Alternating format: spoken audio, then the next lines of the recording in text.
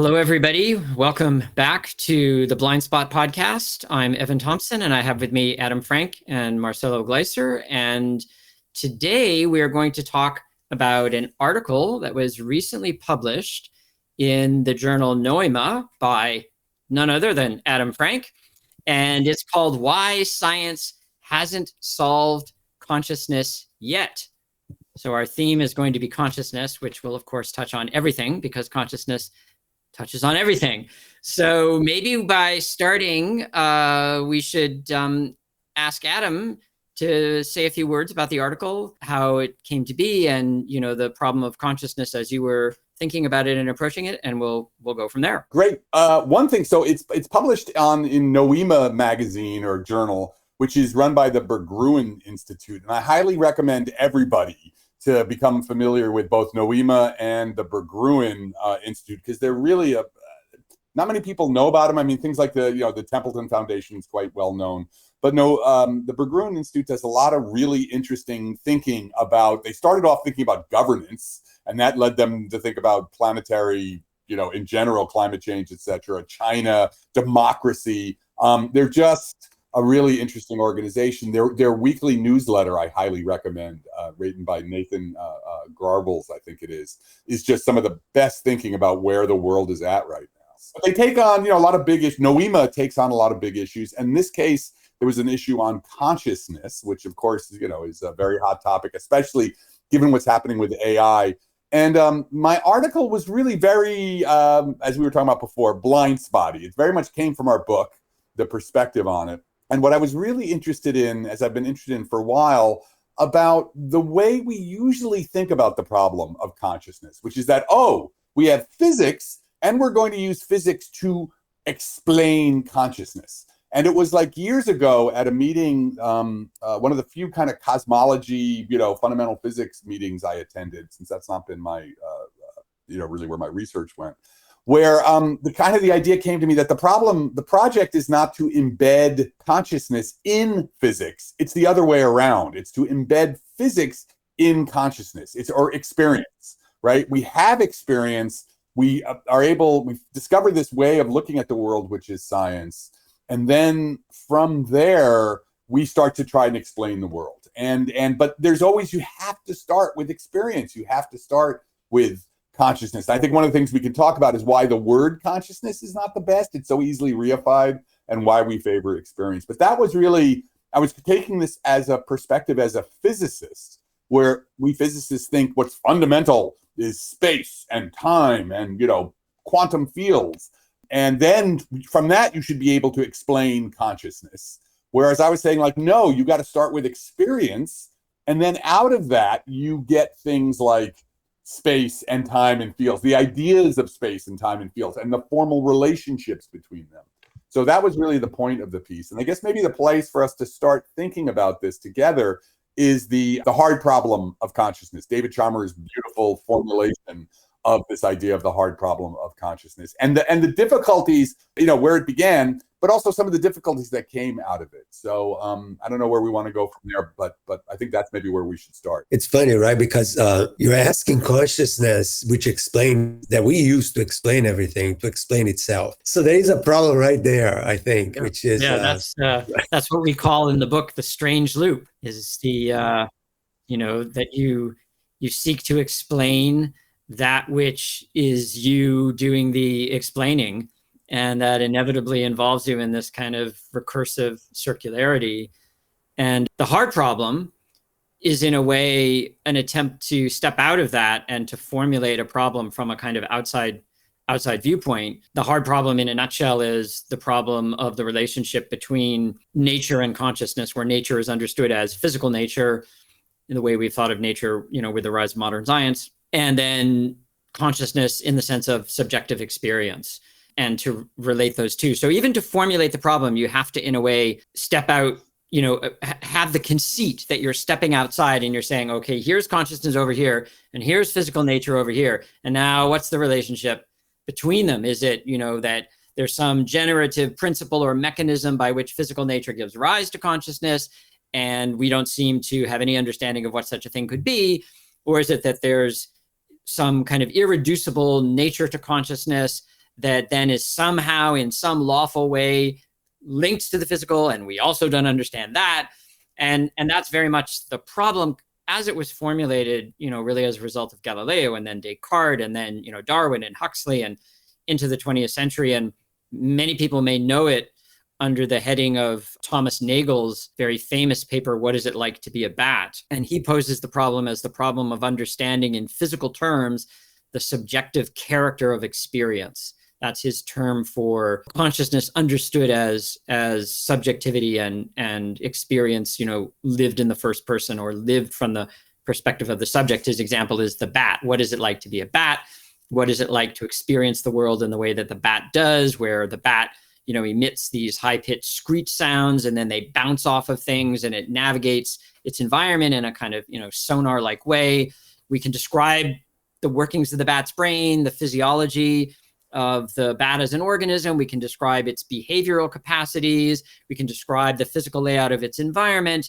But it would seem that when we've done all that, we still have a question, which is, well, what is it like for the bat to navigate its world in this way? What is the subjective character of the bat's experience?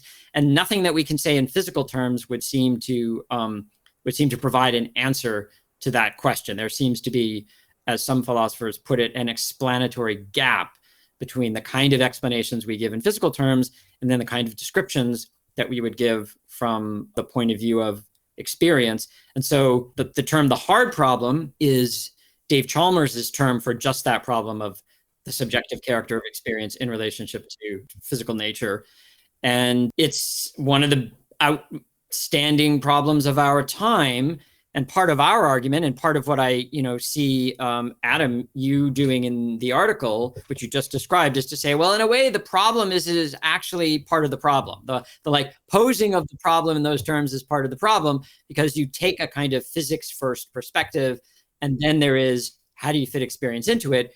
Whereas what we argue in the book and what you summarize in the article is this flip where you say, no, actually, experience is always where we start from.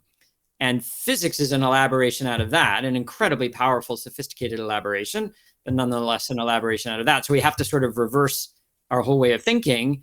And then you lay out some ideas in the article about what that means and what that would entail. One thing I just want to point out is, just for briefly, is that paper, Nagel's paper, and the formulation of the idea of what is it like to be a, right? Mm-hmm. Sometimes it's amazing when in the history of science and philosophy, how if you can just find the right question, the right parse, the right word, suddenly something which is laid hidden, right, suddenly becomes revealed. So the idea of what is it like to be a, what is it like to be you? What is it like to be an? It's the what is it like to, it sort of captures that sense of there's something that it's like to be me, that's the character of subjective experience or of experience, the likeness, it's like today I'm hot, tomorrow I'm cold, I just thought, and Ben Nagel's paper I highly recommend. I'm not a philosopher, but I found that paper so clear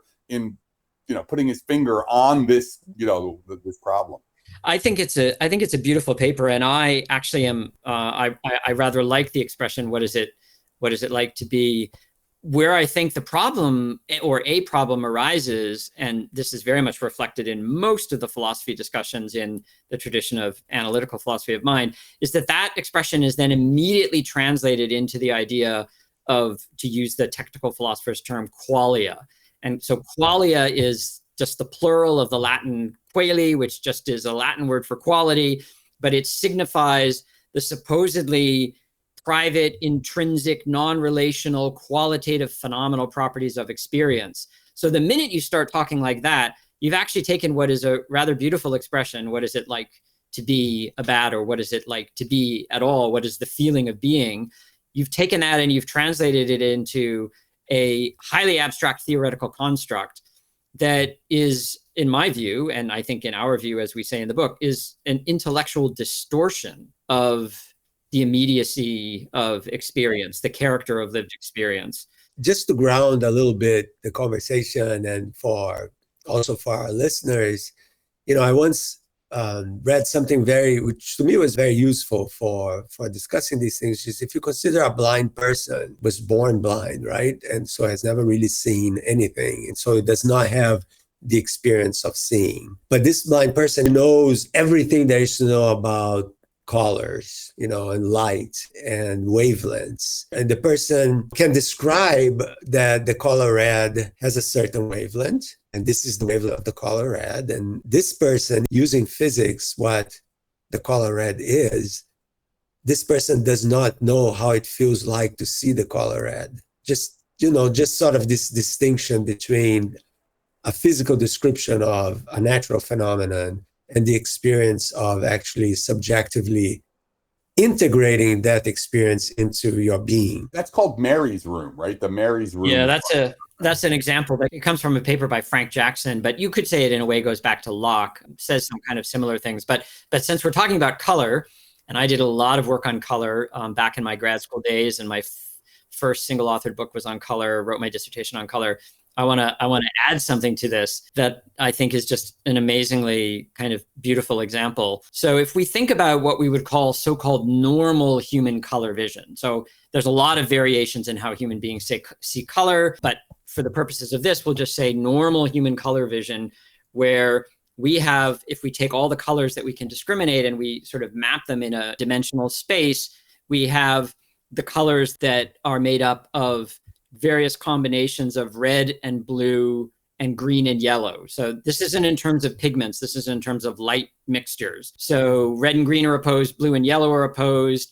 And then, you can combine, red and blue and you get various, purples, let's say. So you have a whole space in which you plot all of these different colors. And then you have differences in the degree of lightness or brightness. And you have differences in the degree of saturation. That is the degree of you could say, the degree of whiteness in the color, saturation, lightness, and hue. So we have this, you map it, it's a three-dimensional space with lightness being the vertical axis, the point out from the center being saturation, and then all the hues arrayed around in this circle, the hue circle. So we have these two hue axes, red, green, yellow, blue.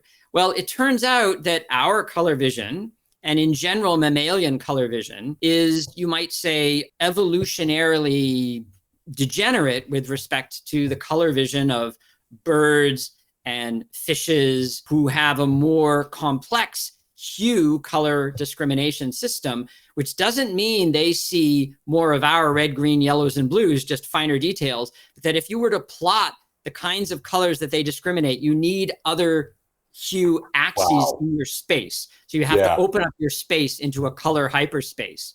So birds, for example, have these retinas with different classes of photoreceptors. They also have things called oil droplets, which act as filters on the photoreceptors.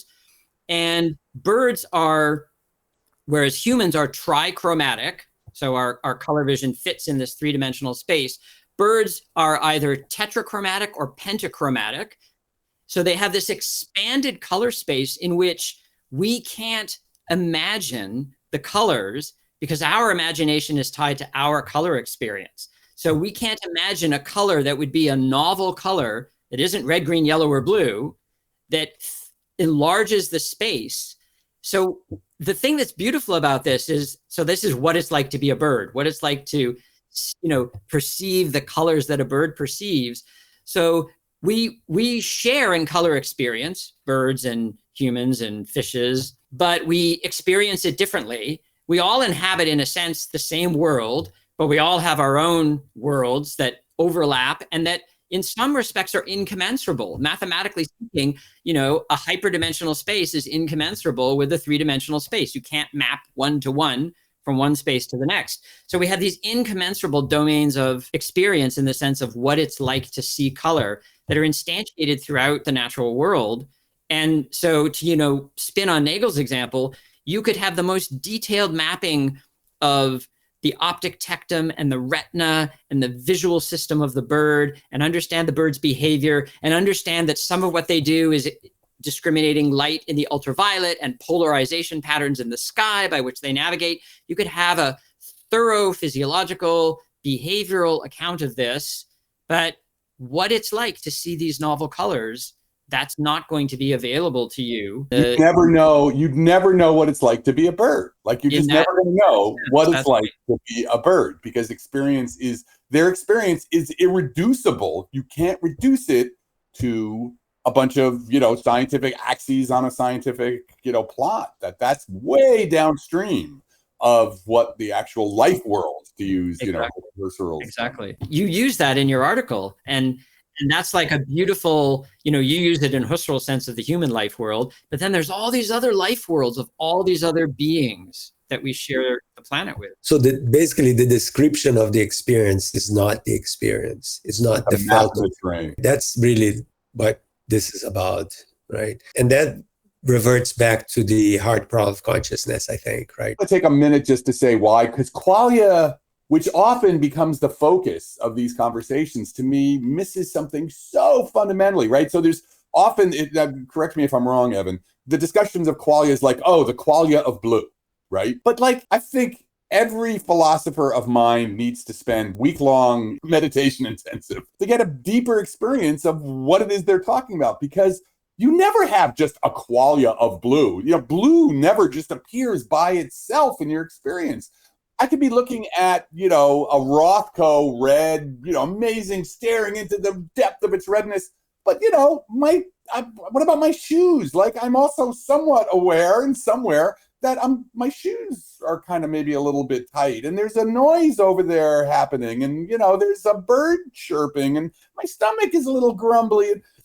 Experiences don't appear in, pure form. They're always, it is a continuum, as we emphasize in the book, and as I really tried to point out in this article. Experience is a unity, right? It is a holism. You can't pull out an individual part and isolate it as if it was, a single electron in a box. There's no such thing like that in experience. And qualia it's like, right, you take a step to recognizing subjective experience is really a problem. And then they immediately screw that up by then thinking that you can isolate aspects of subjective experience the way you could try to isolate a single wavelength. Blue never appears by itself. It's part of a totality of experience. It's only later that you have this idea I can isolate it. So is that a reductionistic?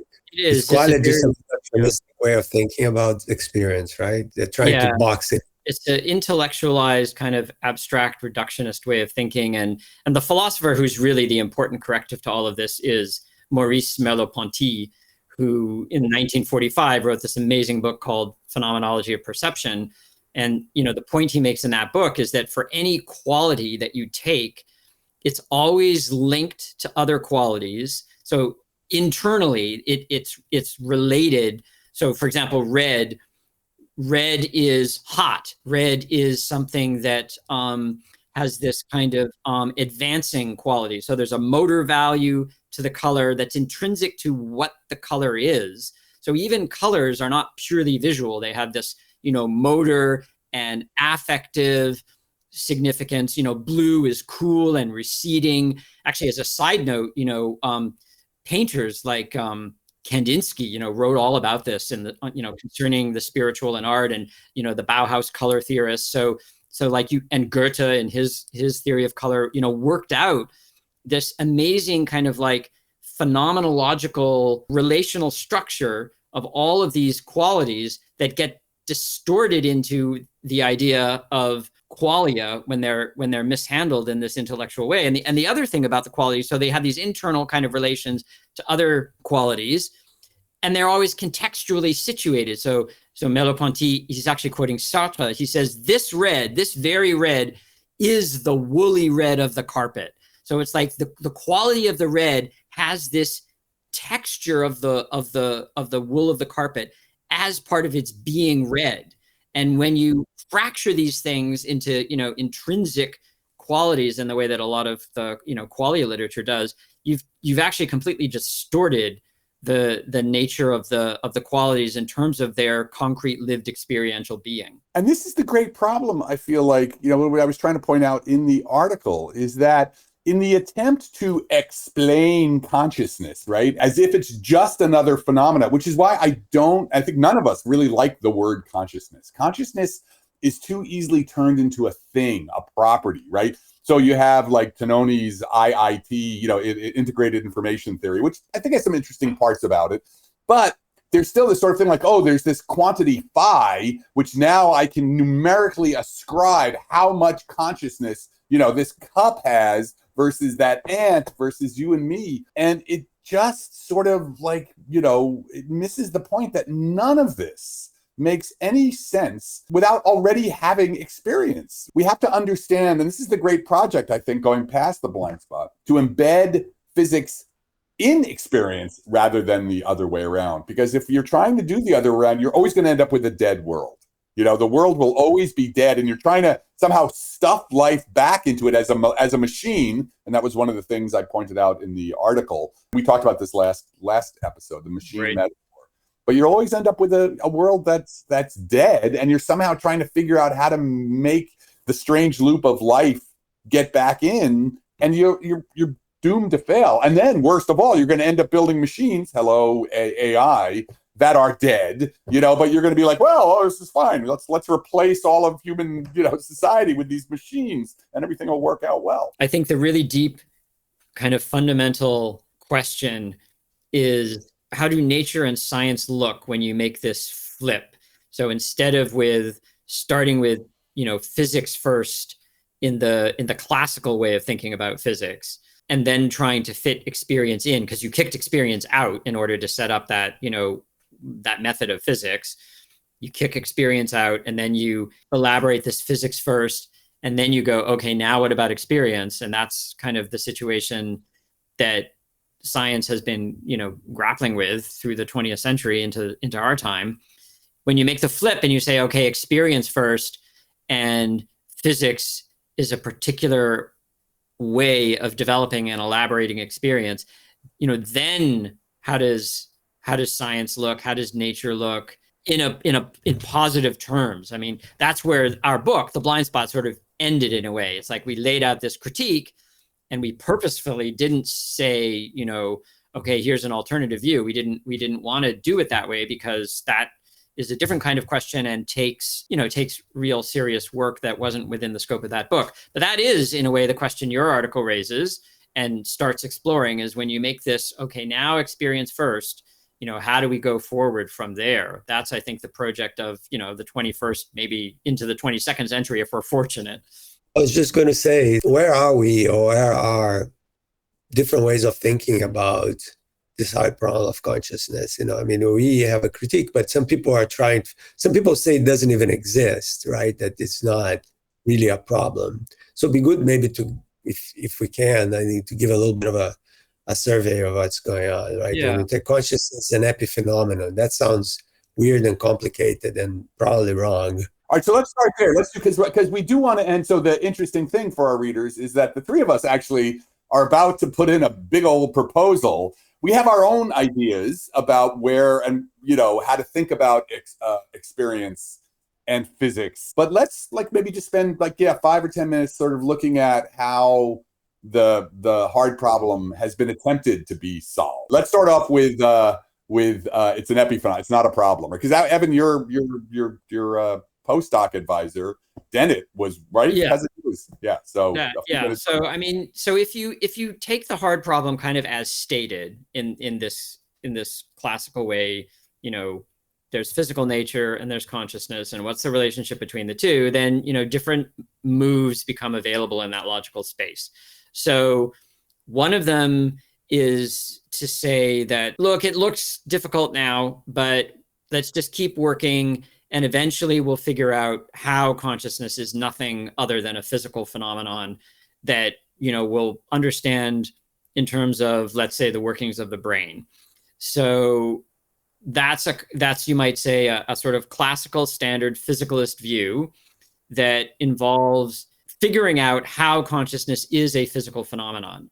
And it takes for granted these ideas of the subjective character of experience, and it usually understands that in terms of qualia. And it says, we'll figure out how qualia are physical phenomena, And that's maybe been one of the main approaches. There are all sorts of like subtle variations on that, but that's like one way of thinking. Then another way of thinking is to say, no, that just doesn't make sense. If you really understand what it is for something to be physical and you understand what consciousness is as a subjective phenomenon, so there's going to be no reduction, but there needs to be some kind of special bridge principle from irreducible consciousness to the physical. And that's a kind of version of dualism, usually called property dualism, because the idea is that there's this irreducible status that consciousness has as a property.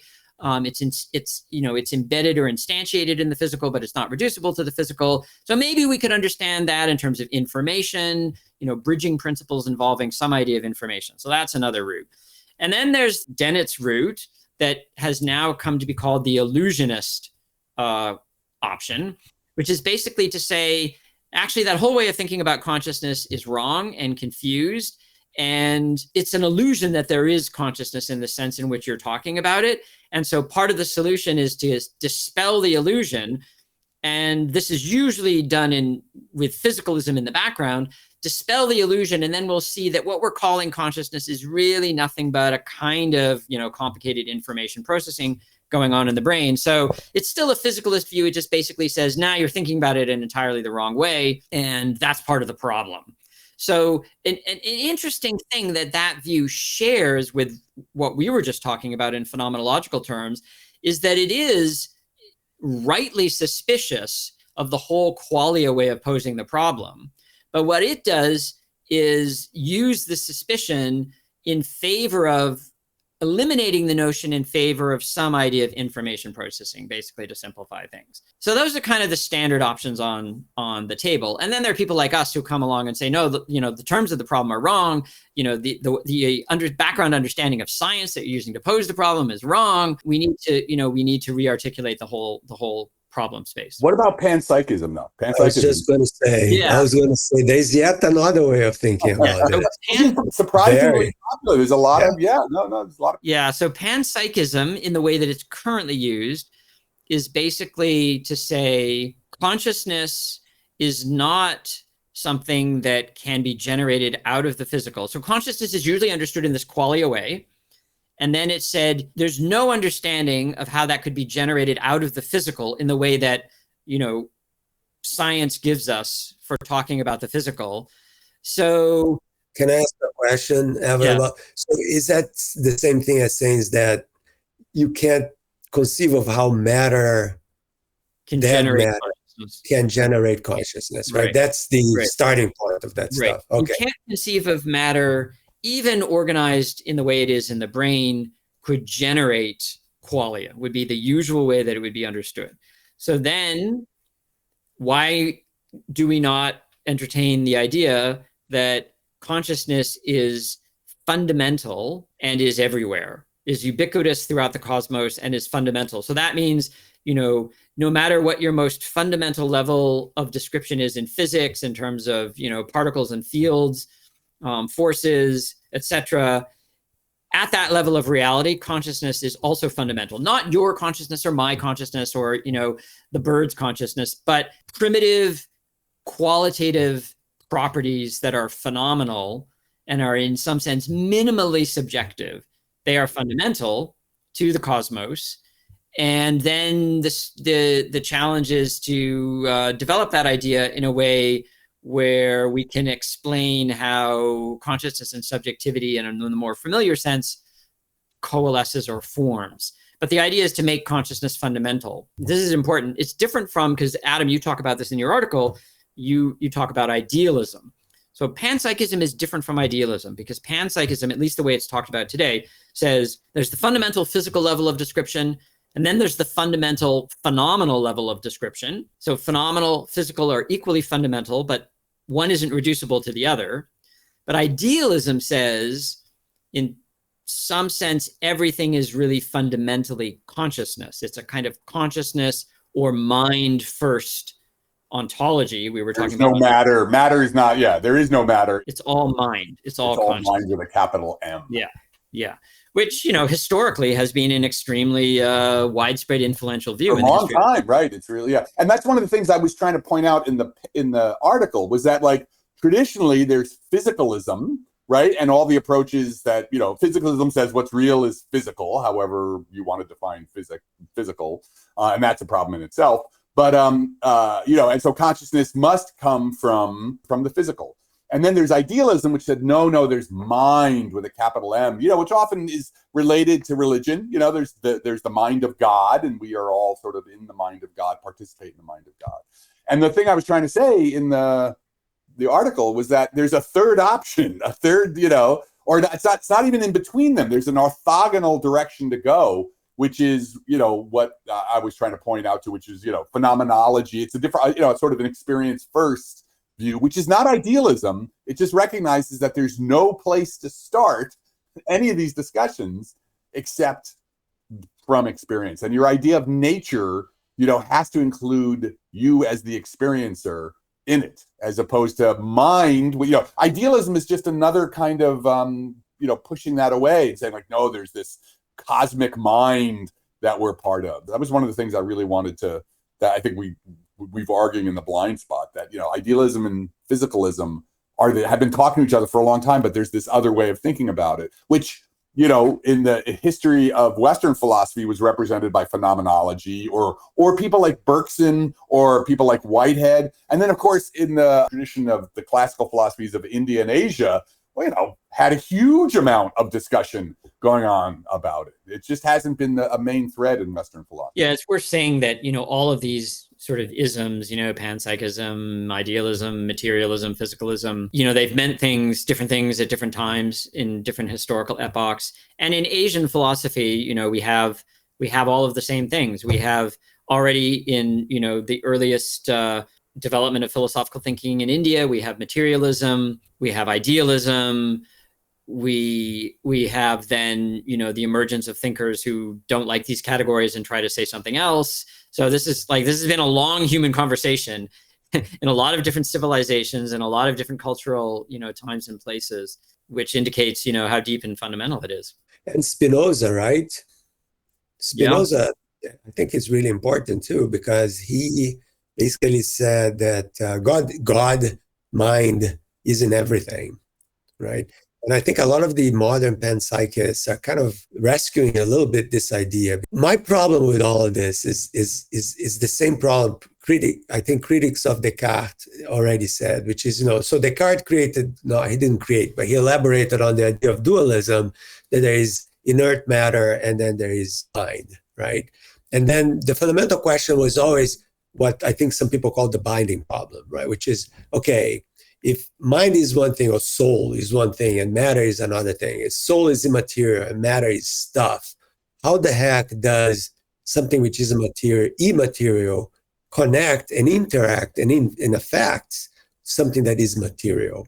What is the interaction there, right? What's the force? What's going on? How is that even possible? And I think panpsychism, the modern panpsych, tries to go and navigate those waters by saying things like, consciousness is a property of everything, including particles, so that a particle may have a mass and an electric charge and some bit of consciousness, whatever that is. And then when you put a bunch of particles together, it doesn't mean that a chair is conscious, but it means that certain configurations of these particles can create some level of awareness, which is what I think this integrated information theory that Tononi and Christoph Koch too are working on tries to quantify in some way. So there is a connection between the IIT and this panpsychism nowadays. Yeah, some people interpret IIT as supporting a kind of panpsychism. Some of its exponents interpret it that way, and some of its critics interpret it that way. And whether that's a plus or a minus depends on who you talk to. We could have a whole discussion of IIT for listeners. It's worth mentioning that we do actually have a critical discussion of IIT in our book, The Blind Spot, in the chapter on consciousness, and we go through what we think the problems with that theory are. That would be a sort of side discussion. But I would say that panpsychism, you can be a little bit cynical, especially as a philosopher, about contemporary panpsychism in the sense that, physicalism was kind of, in certain circles anyway, the dominant way of approaching the problem in, the middle through the end of the 20th century into the beginning of the 21st century. And then people have kind of explored, the options, and there wasn't much new to say. And then people thought, okay, well, panpsychism, we haven't said much about that. Let's try to see where that will take us. It was like the whole thing with supervenience, right? For a while in the 90s, everyone's like, oh, supervenience explains it all, and so many things. And then, supervenience, it just sort of ran out of steam. I remember somebody gave me the book June, I forgot. It was called Physicalism. Jaguan Kim. Yeah, Jaguan Kim. And that was it, Kim. And and it's amazing because the book goes this beautiful, coherent argument for physicalism, blah, blah. And then it gets in and says, the only place it doesn't work is consciousness. It's like, but that's why you wanted to have it in the first place. So it's, and there was all the arguments of supervenience, and it's clear that supervenience just doesn't, and you still see people using supervenience. But it's almost like, look, guys, that it didn't work out. It didn't work out the way you thought it was going to work out. Because, like in what I did in the article, I first want to say, okay, so what's the answer? Well, it is the task of the good science ahead of us and the good philosophy to articulate what the answer is. I don't think we know what the answer is yet. If we did, we'd already have the answer. We have directions that we want to pursue, directions which have been starved on the vine, so to speak, which have never in science really been explored. And that's kind of what the whole part of our book was. And that's now the three of us, along with other people, are beginning to work on. But one of the things I think that can be pointed to is, and we talked about this a little bit in the last episode, and I talked about in the article, the inactive approach, right? So Varela, Francisco Varela and others, and Evan has been a huge part of this, articulated this view that look, and I say this in the article, the idea that let's figure out what's happening in the brain and consciousness. One of the problems with it is there's no such thing as a brain, right? A brain is a scientific construction, where people opened up the head and said, oh, look, there's this thing here that's kind of gray, but really the brain is a continuum part of the whole organism. Organisms are unities. We talked a lot about this in the last time about life. You have to think about organisms as a single unity. So the brain is just part of the, you as an organism. And it's only the brain only exists kind of in science as a thing. So the brain has to be considered with all the other things that are happening. So the inactive approach is, I think you guys, that's what it's so attractive, is that it points to the lived quality, the embodied quality, the fact that you can never abstract these things. One of the things I like about the inactive approach is just the idea that you have to think about consciousness or experience as performed, right? I think, and I don't think we have begun to really plumb the depth of what that means. What it means that oh no, these things aren't substances floating around out there in the eternal, objective, timeless reality. They are embedded in time. They are time. So I think there's, and this, thinking about this in terms of information theory, thinking about this in terms of network theory, all the tools of science, particularly of complexity theory, that seems like an interesting, a new approach. Yeah, I would say there's a lot of different areas where people are trying to develop, new ways of moving forward. So, enaction in the context of cognitive science is all about understanding mind, not in a reductive brain-centered way, but understanding the brain as an organism in a living being, embedded in the environment, so that mind really has to be understood as something that is inseparable from life. Well, okay, wait, you said organism. I think you mean an organ. The brain is an organ. Yeah, the brain is an organ. In the holism that is in the organism. That's right. The brain is an organ in the organism, and it's part of the life regulation of the organism. And so the inactive approach is very much understanding mind as a phenomenon of life, where the brain is in a very important part of the story, but it's not all about the brain. And within the context of cognitive science, that's a kind of pathway that opens up into other ways of thinking. And then there are other things in systems theory with networks and processes and relations rather than entities and properties and substances. So these different kinds of areas, I think, moving them forward allows then for interconnections and, other ways of thinking. But I think what's also special to our approach is that we're pursuing it in a way where it's always relating back to the phenomenology of the experience from which these theories are setting out. So rather than just looking at these perspectives as, oh, here's a better kind of perspective on experience in this objectified way, it's developing these perspectives in a kind of experience first understanding. I was going back to the question of imagining consciousness as something that exists, right, out there and somehow connects with matter. And I would love to believe that, it's one of those things, that would be so awesome, if there was some kind of cosmic mind, right, that is out there and that somehow we were, I don't know, like the antennas that can capture so much of it and capture some of this, but the bigger the antenna, the more you capture it. And then it makes us all super important because we have the big antennas, my antenna is bigger than yours kind of thing, right? And so we put us in a sort of a pancentric position in the universe, so to speak, right? And I would love to believe things like that because it would be so awesome because then the whole world is alive and everything is alive and the universe is alive and it has some kind of inner purpose, and then, that kind of makes all of the mystical tendencies that I have tingle with excitement, kind of say, right? Yeah, this is where we go. But then again, there's the onus of proof, then the scientist is speaking. And then we say, how the heck could we possibly validate something like that? And then the panpsychists, when you ask them that question, they say, well, I think the onus is on you to prove that it's not this way. But I think that's an epistemic mistake because I agree. Yeah, that's never it's not good at proving what does not exist. It only proves what it's good at showing what does exist. So right. It's the story, right? You want to validate that story with some sort of concrete way of convincing people. Look, yes, clearly that's the only way this could be true is if there was some level of consciousness in particles or in the atom or in a rock or in a flower flowers actually, no, flowers I think are conscious, but that's a different conversation. Should get Monica to talk to us about that. It's one of those things, I don't know if you guys feel this way, it's one of those things that, and I'm coming out of the closet here, that I would love to believe in, but I have trouble believing in because of the empirical issues that it raises, this idea. I completely sympathize with that. I mean, what I would say, because I have the same mystical, I would even say idealist in the philosophical sense leanings, and I would say that there's a way in which if experience comes first, you're never really going to be in a position to stand outside and give the kind of explanation that you're looking for, right? So like if you're still thinking of explanation as I need the generative mechanism, whether it's physicalist, whether it's panpsychist, I need the generative mechanism for consciousness.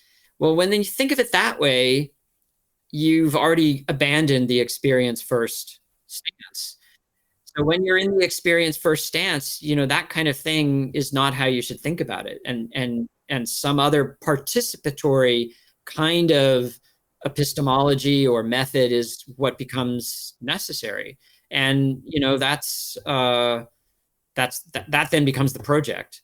That I think is really a good place for us to sort of roll this up, is that what we are looking for is, to quote the great Wheeler, right? The great John Wheeler, perhaps one of the greatest physicists of the last century, who already recognized, like we haven't even talked about quantum mechanics. We have not done a thing on quantum mechanics yet, but who already recognized that this is what quantum mechanics was telling you, was that it's a participatory universe, right? Instead of the problem with, if you don't take experience seriously or you try and project it out and say, oh, I'm going to have a third person God's eye view of experience, you're always going to run into problems when you do that. So what you need is some way of accounting for the universe in a participatory way. Of course, there's a universe out there without us, right? I mean, to say, you'd have solipsism if you didn't do that. But it's really kind of saying that that's not our universe. That universe, the universe without us, there's nothing we can say about it. So as scientists and philosophers, we have to deal with the universe we're in. And that is a participatory universe. It is co-evolving. The self needs the world, but the world needs the self. And that's very much, I think this could be a topic for the future about this thing that we're working on, the theories we're working on with semantic information and, organizational closure, etc., to try and take that seriously. But so for people, our listeners, as we're leaving, where are we headed? A participatory account. And what would science look like if instead of the failed third person view, worked for a while, super useful, but now if we had a participatory view, a co-evolving view? That's our project. So it's really a story without an origin. It's a story without an origin because we're always rooted in this, okay, it starts this way, right? Right. And we can't do that with experience. You can't say it starts this way because it just is. It's what it is. It's a given. It's like from the Zen perspective or the Buddhist perspective, it's just suchness. Like that's what you have to deal with. And Whitehead knew this when Whitehead talked about the fallacy of misplaced concreteness. The concrete is what's just given. You can have an account. You can have accounts. That's something I'm really interested in, a philosophy of an account versus an explanation. You can try and figure out how different aspects of it work via mechanisms, but that's different from trying to have a generative, description or explanation. Very good. All right. Well, we're at 50 minutes. We don't want to we don't want to tax you guys, the listeners, any more than that. This was super fun, as it always is. So I am taxed. Seriously, this is like, okay. I know they're such exciting ideas, I know, So everybody, go ahead. Sorry, Marcella. Is it always telling us that we are kind of moving towards an attempt at constructing a narrative of reality that is rooted in mystery? I think so. I agree. That's why I'm a mystic, right? You just said it, Alvin. I said, that is the root of mysticism. Yeah, absolutely. But people should understand, okay, and this is a topic for a future, because obviously Marcelo is having at the Island of Knowledge, is going to have a whole meeting. Yeah. But when we say mysticism, we're talking about a kind of rational mysticism, right? Yes. So it's not like anything goes, whatever you want, like, I'm just going to think about the Cadillac I want, and the Cadillac's magically going to appear. That's not mysticism. Right. We're talking about the fact that in the end, I think our mysticism, or I'll speak for myself, is that words fail. At the end, when you get to the bottom, words fail. And so, but that doesn't mean there's silence, but there's things you can do with that silence. So it's, there's. Yeah. So the distinction here that I think is really useful is from Gabriel Marcel, 20th century French philosopher, very interesting thinker, also a playwright. And he makes a distinction between mysteries and problems. And problems are things that are sort of outside you. They stand over against you as objects. You can manipulate them. You can apply methods and techniques to them. You might not always be able to solve them due to various practical limitations, but they don't really involve you fundamentally in your being. And a mystery is something that you can't step outside of, that involves your being, that you participate in. And he calls it a meta-problematic. It's a problem that becomes a mystery. The problem poses itself and the problem poser as a problem. So it's something that has this circularity. You can't step out. It's a strange loop. It's a strange loop. It is a strange loop. Well, thank you for introducing us to that. Yeah. So we should probably stop there because we're already. That's the mystery. That's the mystery. So this is a whole topic in and of itself that we should do an episode on. Yeah, we should do one on mystery, on mysticism and mystery. Yeah, so this is to tell our listeners, mystery's fine. Like, there's this thing about science, like there's no mystery. Nothing's a mystery. We'll get to the bottom. And it's like, what a dead way of looking at your own life. Your own, All right, whatever. Let's stop there or else we'll exhaust everybody and ourselves. So, all right. Okay, guys. Thank you. Bye, everybody. See you next time. See you soon. Yeah.